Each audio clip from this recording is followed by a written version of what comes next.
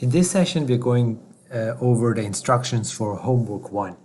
So in this homework, you will basically be combining what you did in activities 3 and 4, creating an access database, joining the tables using a join query, extracting the results to Excel sheet, and then doing pivot tables in order to address a couple questions.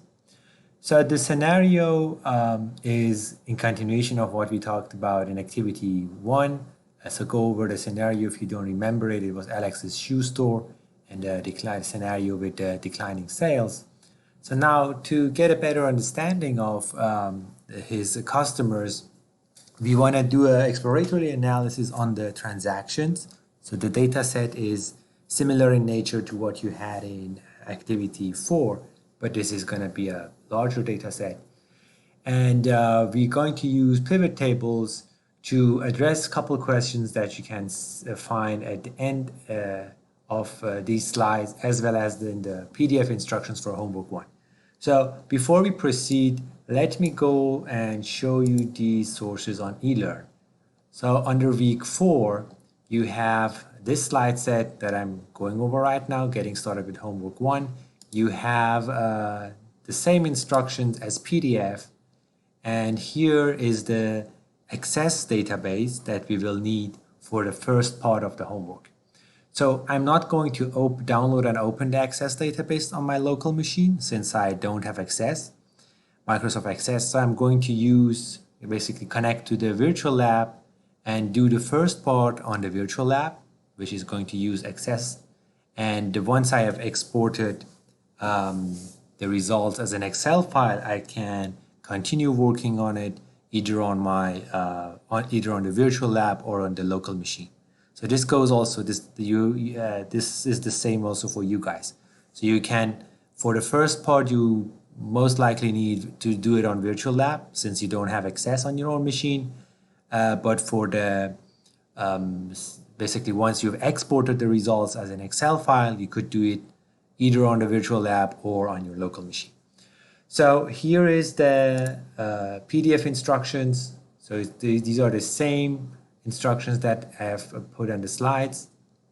And so for the first part of it, you're going to basically download that access database and define the relationships for the tables, export do a join query for joining the 3 tables, then export everything to Excel, and then from thereafter, basically from here onwards, we're going to use pivot tables so that we can to address these questions.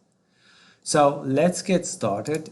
As I was saying, these are the tables that we have in the database, but let me go to virtual lab. So I'm gonna go to the virtual lab. So to save time, I've logged into my virtual lab. I have opened eLearn in the browser.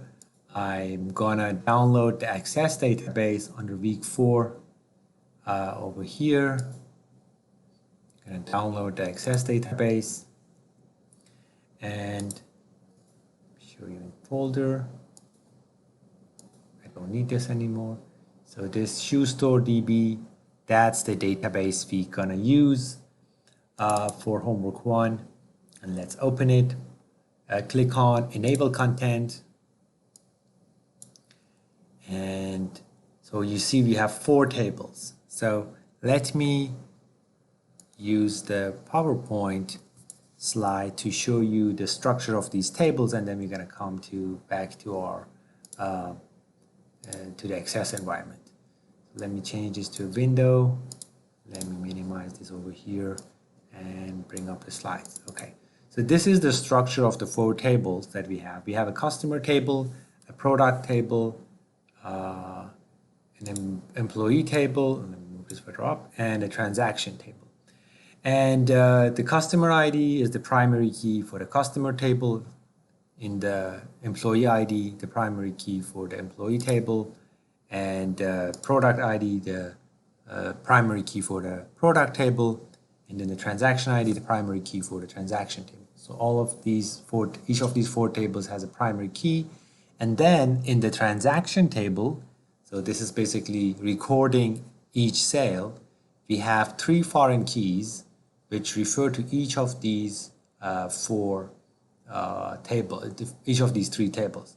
So let me draw those. Let me use the pen. And so the product ID foreign key is referring to the primary key in the product table. We're going to specify these relationships in our access database. The customer ID foreign key refers to, over here, the primary key in the customer table, and employee ID _employee ID foreign key refers to, over here, the employee ID. Oops. Just to roughly show you how these foreign keys refer to a primary key in our table. So that's how it's going to look like.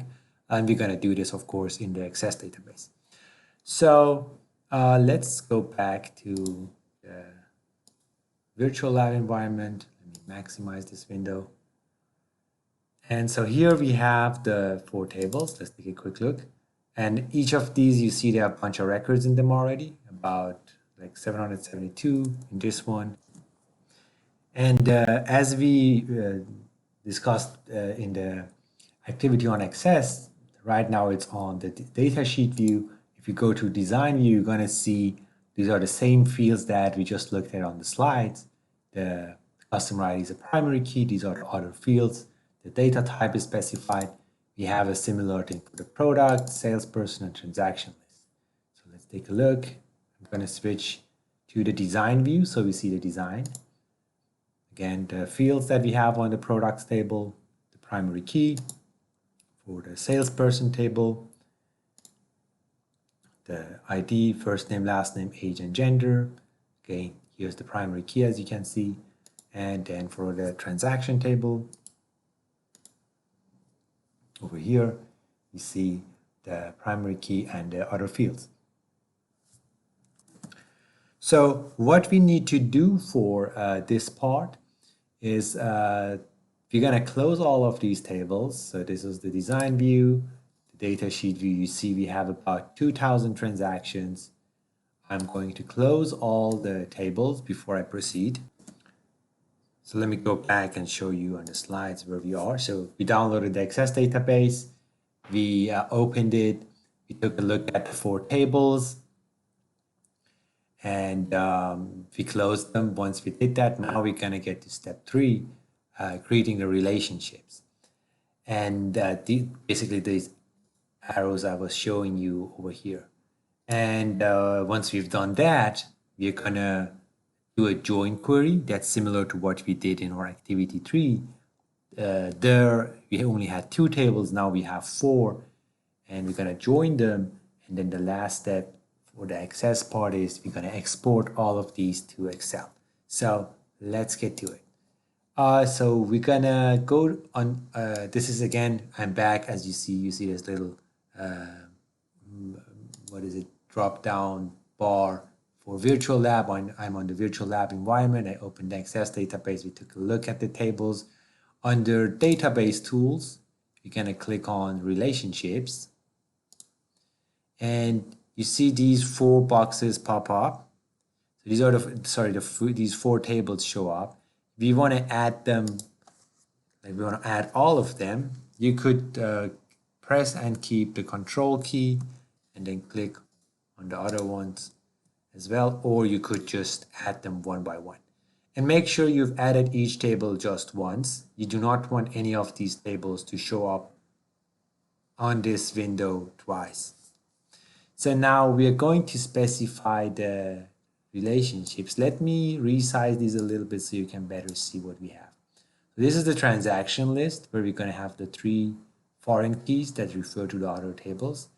And I'm going to put product ID over here, my customers, and my employee. So, and let me resize these so you can see all the fields.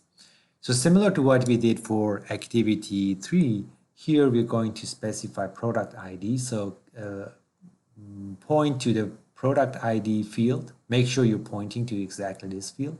And then click and drag and drop it onto the product ID field on the product list table. So right on here.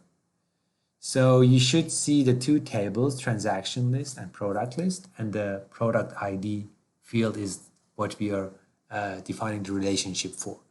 So we want to enforce referential integrity, and right now we have already entered all the records and we are not going to change anything, but make sure you understand when we talked about the update and delete cascade situation. So cascade delete, we do not want to allow it.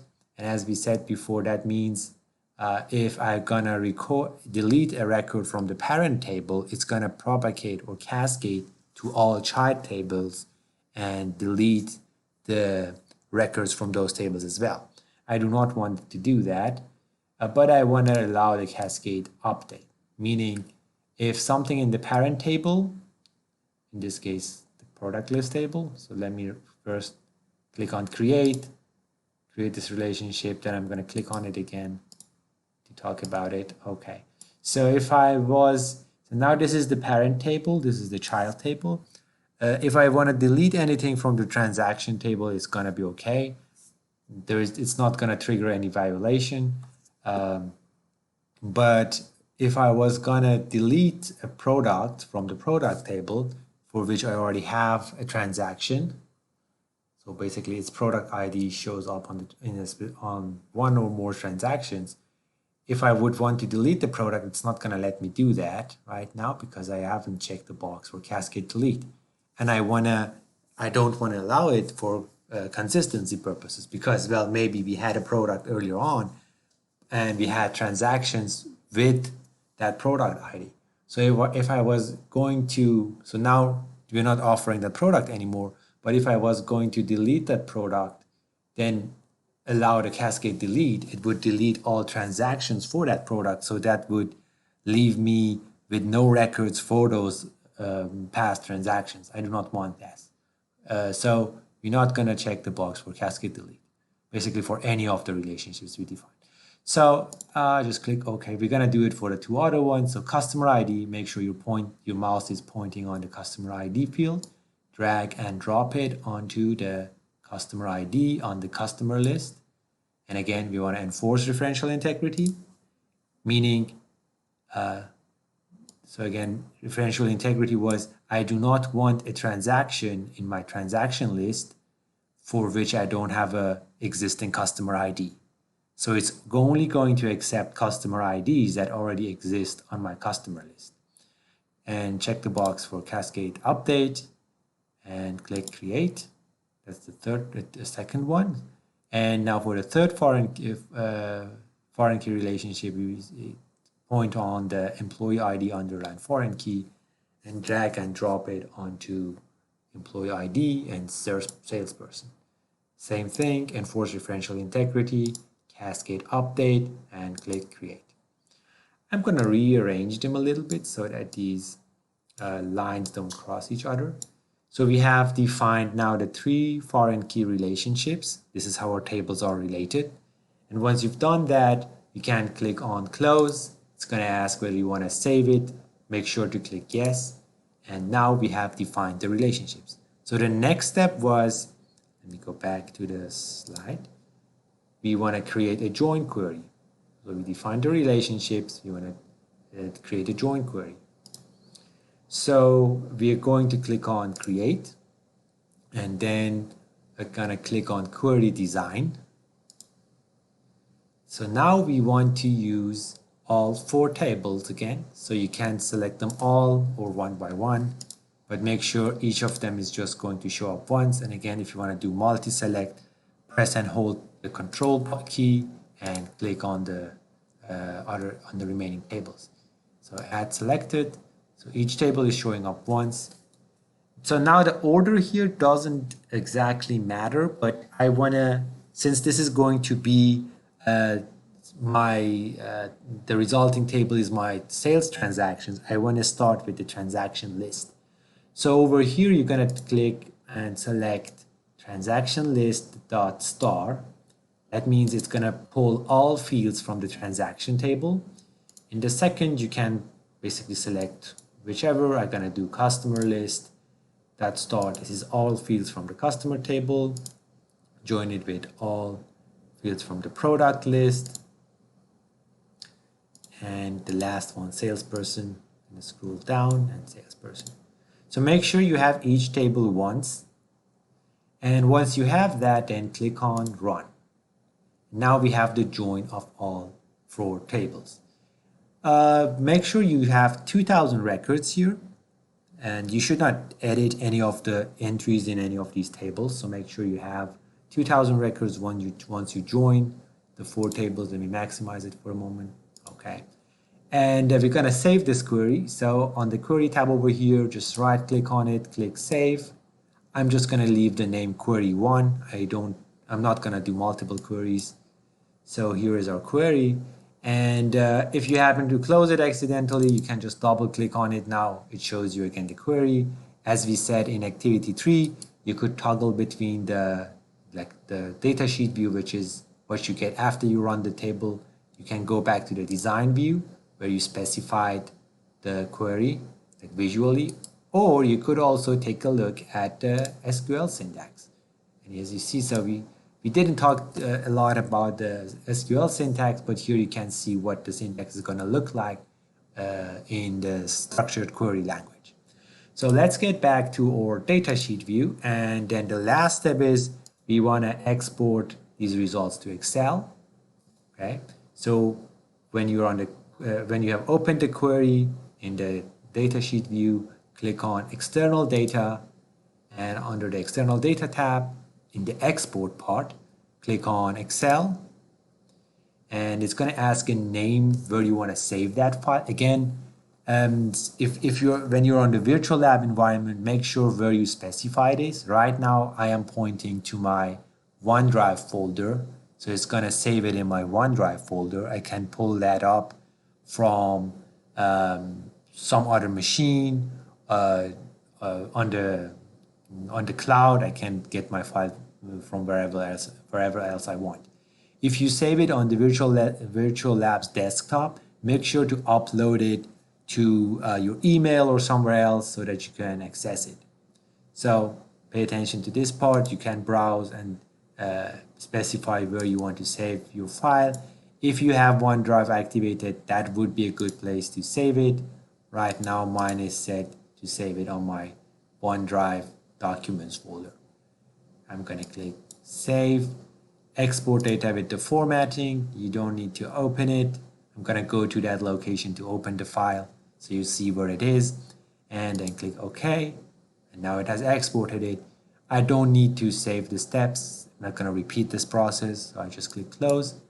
So just let me minimize access for a moment and go to that location. I saved it in OneDrive documents, and you see it's over here. So if you want to continue the pivot table steps somewhere on your local machine and don't do it on the virtual lab, now is the time to save this file to somewhere else you can access it. And since I have saved it on my OneDrive, I could access it from my local machine. And yep, my OneDrive just synchronized this last file. It's uploaded. I can download it again from my OneDrive from my email. So I'm going to do that so you can see how that works, but you could also continue the rest of the steps from right here. So you could open the Excel file, and I could start the pivot tables, work on it from here. I'm going to do it. I don't need this. I close it. I'm going to do it on my local machine so that I can show you how you can retrieve this file from once you've uploaded it to your OneDrive or somewhere else on the virtual lab. So again, I have it on my OneDrive, but let me show you one way is just go to your email and upload it to your email. I'm not going to log in, but you can upload it to your email and then download it again from your local machine. So let me close this and go to my